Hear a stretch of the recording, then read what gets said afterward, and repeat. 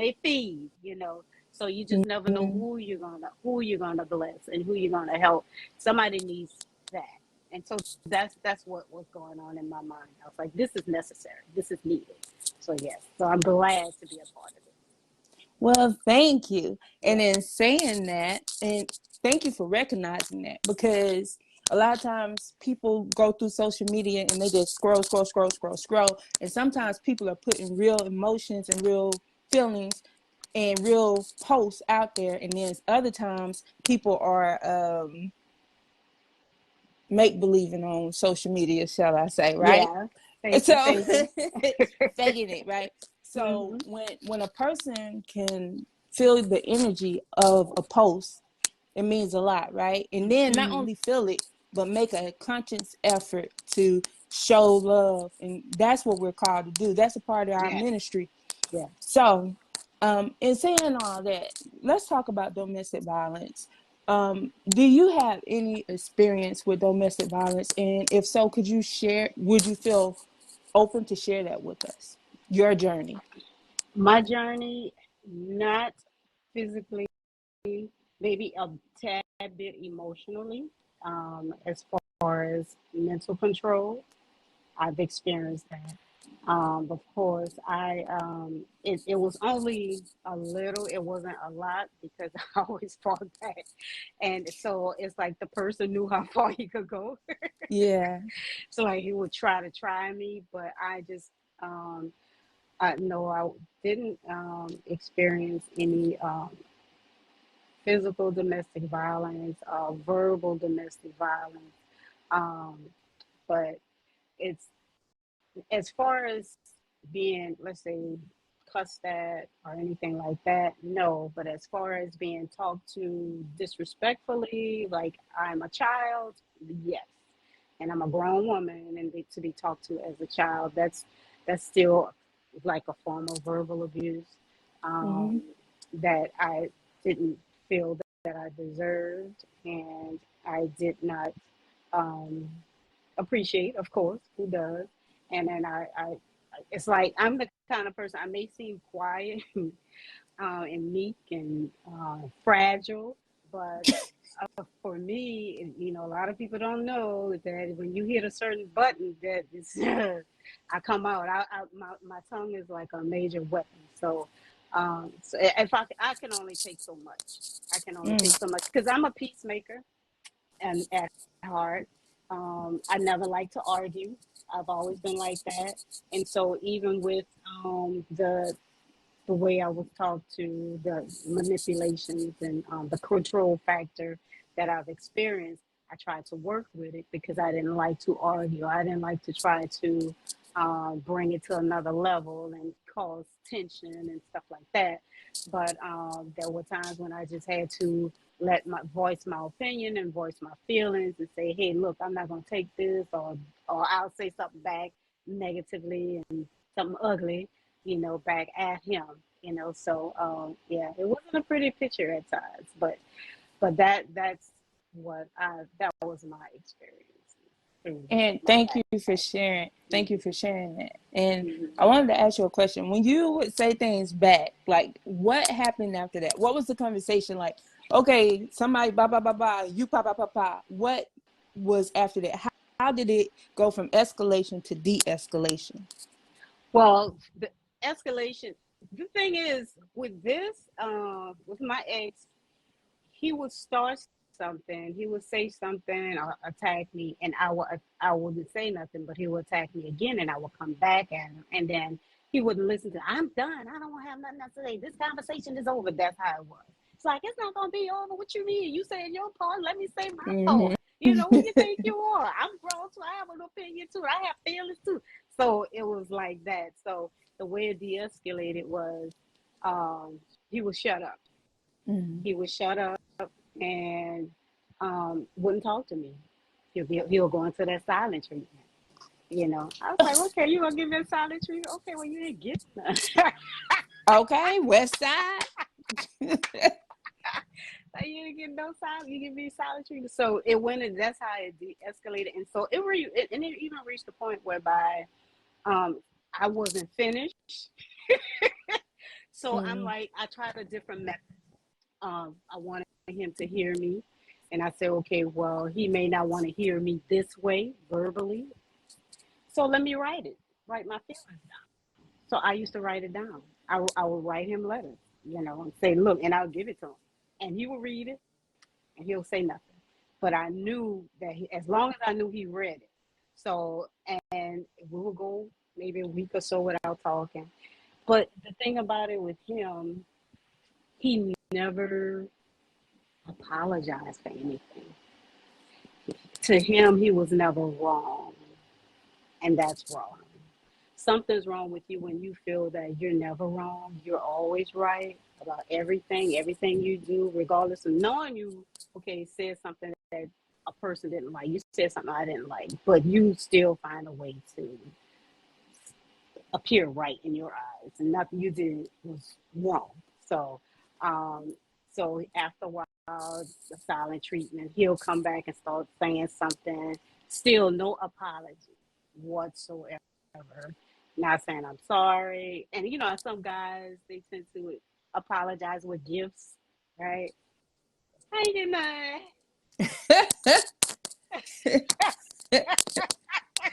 Well, Well, I ain't gonna say I never got gifts, but no apology gifts, no apologetic gifts. So, I think sometimes it's gifts, mhm, sometimes it's um, random act of kindness, mhm, sometimes it's I'm gonna take out the trash, or I'm gonna just give you a compliment, right?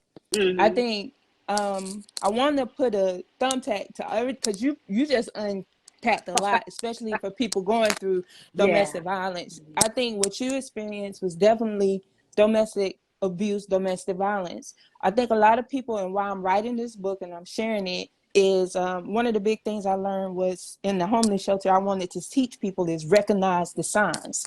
yeah. It's a power and control chart. It's a wheel, and Mhm. it's 6 areas where women or men or whoever of the power and control wheel that make up domestic violence, Okay. and that's physical, emotional, Mhm. financial. Mhm. Oh my gosh, Lord, I'm I forgetting all of them. dealt Let with that me. financial Let me. abuse too.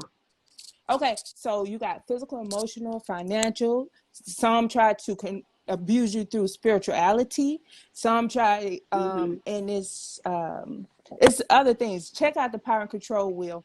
But in those things, Okay. sometimes people are being abused, men and women, and they Mhm. think, well, this is not domestic violence because I don't have a physical thing Right. happening to me.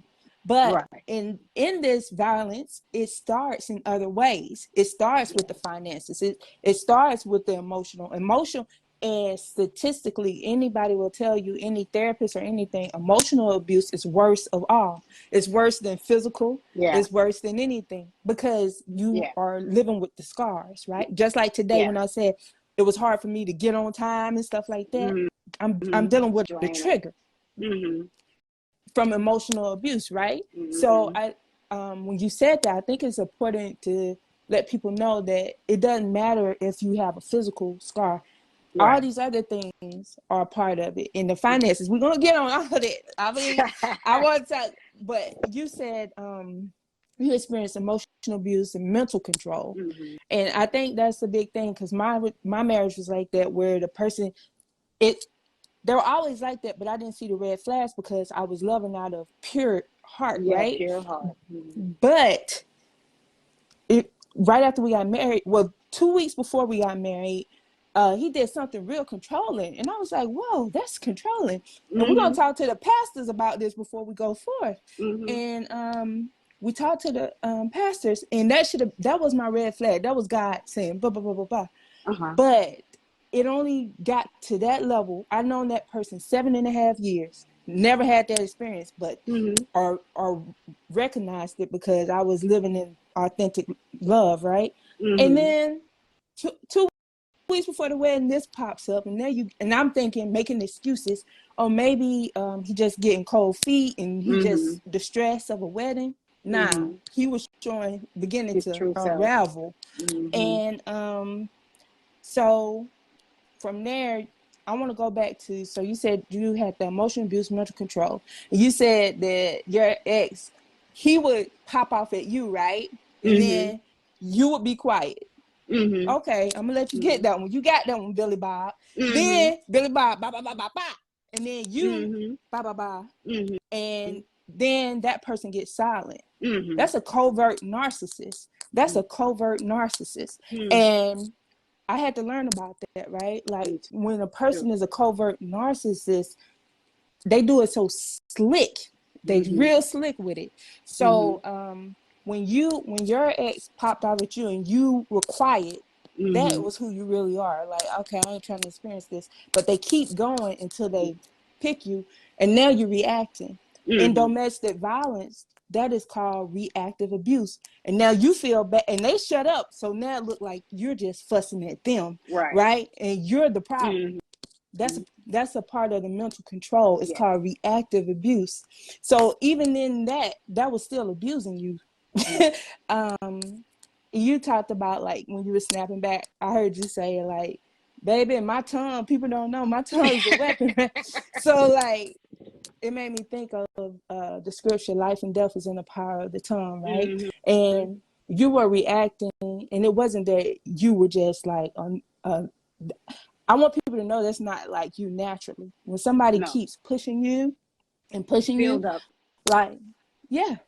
And we all have a duality. We all have a balanced life. You got to have like, hey, I'm nice, and you got to have that, hey, don't mess with me. Right. Like, Right. hey, you Mhm. got to have that balance. And Mhm. then right after that, you came back and said, but I'm a peacemaker at heart. See what I'm Mhm. saying? Yeah. Yes. A narcissist or an abuser, they Yeah. know that that's who they're choosing. They're choosing the peacemaker because Yeah. they know I can gain control of this person because they Mhm. gonna love me no matter what I do. They're gonna try to fix me, and they know they can't be fixed. Mhm. Um, and I'm sorry, I'm just trying to name it down No, go because ahead. you were saying a lot of stuff, and Mhm. you came, and one thing that resonated with me, you said you got after you guys had the argument, you got the silent treatment for like a week. That is domestic violence. Yeah. My ex-husband, I tried to tell my family this, and people, I said, I think I'm being abused, and it's me being crazy. He would cause these things, put me on camera, blah blah blah blah blah, and I won't say nothing like you, Uh blah huh. blah blah blah blah, and then Uh when I huh. react, turn on the camera. So now it's filming me reacting with an attitude, and now Mhm. you going showing people, oh, she got attitude and this and that, but you're not showing every little thing you did to me Mhm. to get me there. You're not showing you punching me in my arm, or you know what I'm saying. Mhm. You just Mhm. showing the reactive part, and Mhm. For I every would get cause, that there's silent. an effect. Yes, and I would Mhm. get, and it takes a long time to push people like us to that. Yeah, it does. So it's not like it was just me, ba ba ba ba. Naturally, right. Yeah. Mhm. But when you got the silent treatment, and then you said, well, I would get the silent treatment. And then you said, well, I get the silent treatment for like a week. That's how it Mhm. was with me, right? For a week, almost Mhm. 2 weeks. Mhm. Just walking around the house. This is my brand new husband walking around the house, and you won't talk to me, your wife. Am I supposed to cook for you? Am I supposed to, it's kind of like a tactic to mentally break you Mhm. down. Mhm. Um, you said after that, you said you just wanted him to hear you. Mhm. And you went and said, like, well, I wrote letters and stuff like that. Mhm. Same here, right? So I'm Wow. saying that to say if we all go through that, a lot of women go through that. But guess what an abuser does, or a narcissist or something? They want you to write the letters. They want you to put it in text. My ex told me, don't talk to me. Just put it in a text or an email. We brand new married. What is you talking about? We live in this Wow. house together. But Mhm. guess what? When shit hit the fan, Uh huh. he printed those emails, he printed those texts where we're supposed to have intimate conversations and took them to court. See what I'm saying? Wow. That's Mhm. why they want to get you to a point where you writing everything. You doing it out of love. You buying cards. Hey, I'm sorry. You apologizing from your part because that's your Mhm. heart. Mhm. But them jokers is like, yeah, she They're wrote that. flippant. She saw it. Yes. And Mhm. that's a part of the emotional abuse, a part of the emotional drain. You Mhm. said, yeah, ex never apologized. was never wrong, always right. And I think that's a big part of it. I experienced that as well. And when I'm saying I experienced as well, so we can know if we're on the same, if so Yeah. many other people On the out same. there Mm-hmm. um, that's on the same. Now, how did you get out of this situation? And before I forget, after I got out of it, Mm-hmm. that's when I realized I was married to a narcissist. Because I, some kind of way I saw, what's her name? T, with NPD. This is a woman who talks about narcissists and relationships and how they are. She calls them walking backwards giraffe, backwards walking giraffe, something like that. But anyway, Yeah. she really encouraged me. But how I got out of it was, that's when I realized that I was married to a narcissist after I got out of it. Because you know how you don't see things until you're actually out of it. And I saw something and it had a list of narcissists. I said, let me see a list of narcissists. And he checked off every single thing on that list. I said, wow. But this is how I got out of it. Um, Financial abuse. My credit was good before I got married. So I gotta say, my credit was excellent. But I was dealing with a gambler, a habitual gambler. And so I dealt with it. I was juggling, taking care of the bills or whatever. And I made it, managed to make it work. But Mm-hmm. when I went to work for FEMA in 2017, and I was deployed in, where was I? Carson City, Nevada. Okay. I got my first two checks, $2,000 each. Okay. And we had a joint account. And after let's say the Friday when I got my first check deposited to the account, maybe like that Monday, if that not that Saturday or Sunday, it was all gone. My money was gone. $4,000. No, that was the two. That was the first Oh. check. Oh, okay. It was gone, and I mentioned it to him that Monday. Oh yeah, I know. I have a problem. Kind of dismissing it. I have a problem. I know I need some help with that. I said, okay, all right. So, what you gonna do about it? Well, I'm gonna pay it back, but I know I have a problem. And then he started talking about other stuff.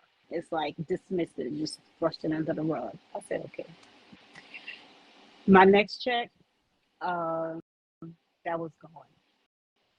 A total of $5,000 of my money was gone. His money was already gone to the casino. It was gone. So my checks were there to help with the bills. We couldn't even pay the bills. So I said, you know what? And I that at that point, that particular time, that's when we got into it. I had enough.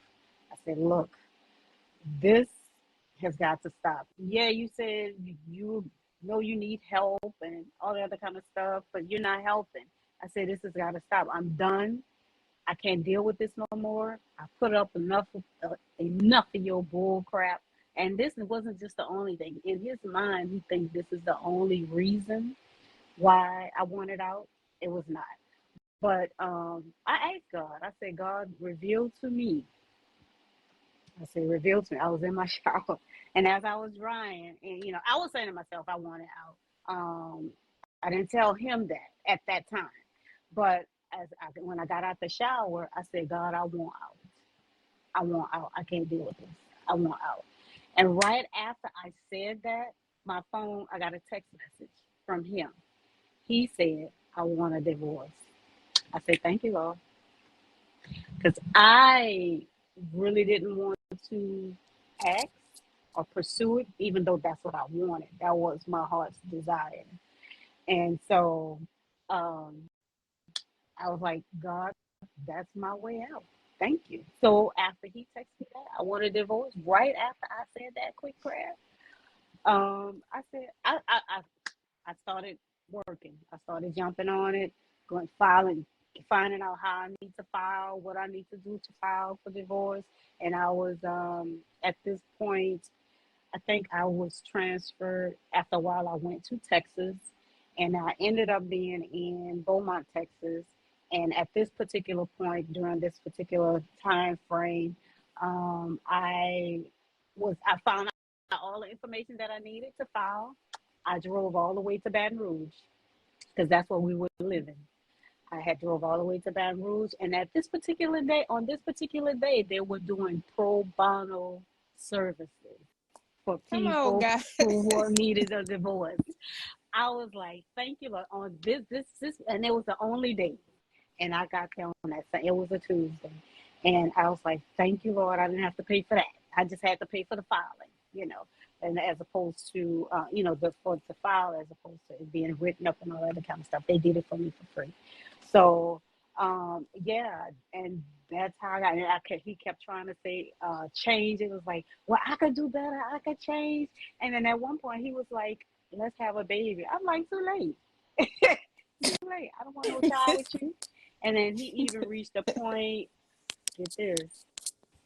He even reached the point whereby we did emo, like FaceTiming at that time because we Mhm. both had a Galaxy. And so, and he wanted to FaceTime me, and I did. And he said, I just wanted to say goodbye. I said, what you mean? But before this, he was talking to me. He said, I'm telling you, if I had a gun right now, I'll shoot I myself, and knew it. my blood would be on your hand. Okay. I was like, why are you saying this? You know, and then I couldn't take anymore, so I hung up. And then about a week later, he kept calling. Of course, I started answering. And so about a week later, he said, "Can I talk to you or FaceTime you?" And so I was like, "Okay, what?" And so this is when he said, "Well, I just wanted to tell you goodbye." I said, "What you mean goodbye?" He said, "I'm out." I said, "What you mean I'm out?" And he said, "Well, hold on." And he went to the bathroom. He showed me his a thing of pills, blue and white pills, and then he started taking them. So a handful of them, just started taking them. I said, "Look, I can't watch you do this," and I hung up. And this was like 1 o'clock in the morning. And my friend Barbara, I don't know if you remember Barbara. You Yes. remember Barbara Shaw with the Mhm. flags? I Mhm. called her because she What's up, usually, Bob? yeah. Hey, Barbara, my daughter. I called her and I was like, Barbara, and I told her what happened, that he tried to, commit suicide in my face and wanted me to watch. And she said, just call 911, tell him where you are, tell him where he is, and get and check back with him. Because I didn't really want to check back with him. She said, just check back with him, make sure he is okay. And so I did all of those things. I called 911. And by me being in Texas and him being in Baton Rouge, Louisiana, they had to connect to their 911 services. And they sent somebody there. And while they were sending somebody there, I called them to see how he was doing. Why are you checking on me? What you worrying about me for? I'm all right. I'm all right. And so I had to answer questions about what color was the pills and how many did he take. I said, well, at that time he took a handful. So I don't know if he swallowed it. So it's like that was another form of abuse, emotional Yes. manipulation. There was Mhm. manipulation that was going on that he wanted me to see. And he, while I was on the phone with him, I would call him, but he FaceTimed me back when the police showed up. And he's like, see, they here. And he told them, I'm all right. And they let him go. The way that they handled it, I felt that they should have had him on watch. You know, they did not have him on watch. I'm like, did they reach back out to him? And like, did y'all just left? Y'all didn't go in to see the pills? Or, and like, they did, it was like, okay, he says he's all right. Okay, well, we going with, I don't know. I felt that they should have checked the pills. They should have checked him, checked his vitals or something like that, just to make sure he was okay, and put him on watch. Have him on a list on watch. But yeah, that's how I got out. I had enough of not just the financial part, which in his mind, that's just the thing that's the only reason why. But that put the icing on the cake for me. I couldn't take that financial abuse anymore. So yeah, that's how I got out.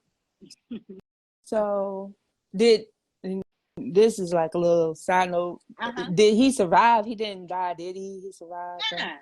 I'm He pretty okay. survived. He probably spit that. He probably spat the little pills out after I hung out with him. You know, I thought they like was Skittles, girl. I had to make sure he was alive you first know. before I said it.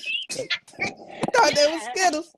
he was still alive because that's when I called him back. He said he was fine, and then he called me and FaceTimed me and showed the people that the police told me that the police officers were there to check in on him and or whatever.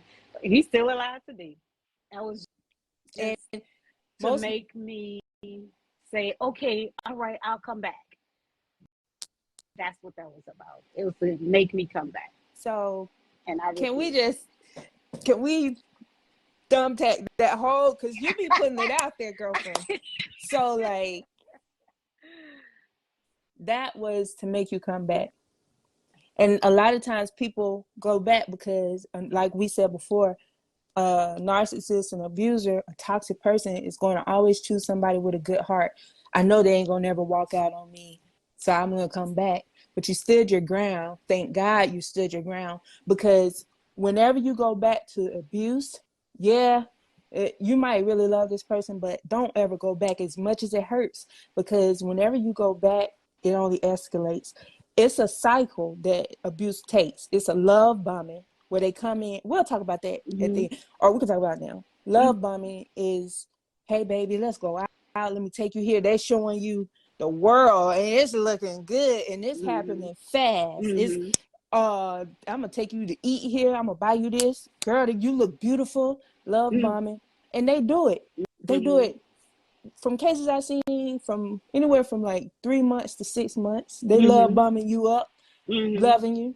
Mm-hmm. Then when they get you, the next step is devaluation. They Mm-hmm. devalue you. Mm-hmm. They break you down, and then they abuse you, and then it goes to back to like they hoover you, like y'all break up, you leave Mm-hmm. eventually if it gets to Mm-hmm. that point.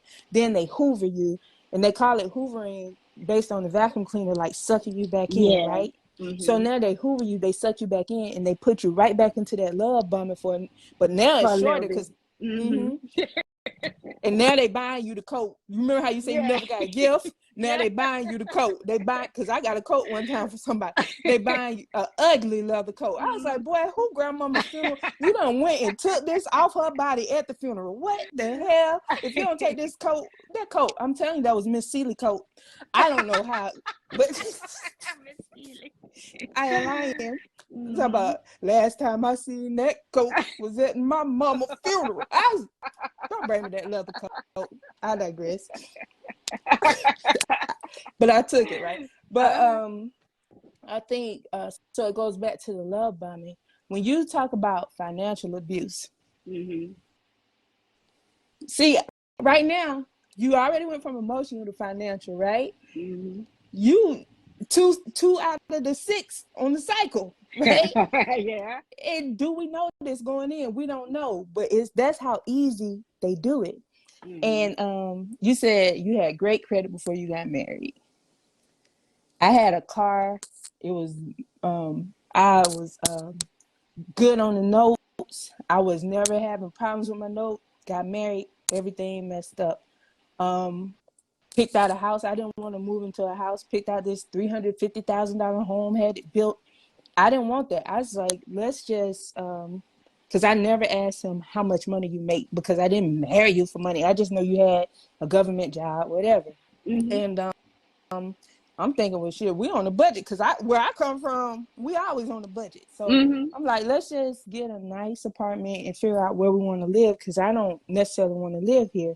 No, we got to have this house. Da da da da da. Get the house to keep the note a certain level. I don't want to put my name on there because my credit bad. So I said, hey, let's not do that. Mm-hmm. You just go ahead, because you got almost perfect credit. The house note for this big house is $1,200. That's what you pay Mm-hmm. for an apartment. Let's just keep it there, and we have money to do other things, right? Mm-hmm. That worked against me, because when he got me in the house, Mhm. It's my house. It's my motherfucking house. But the Mhm. love bombing part was, oh yes, baby, I'm gonna work on your credit. We're gonna get you up to par, right? Mhm. And then I'm gonna Mhm. add your name. Mhm. Um, then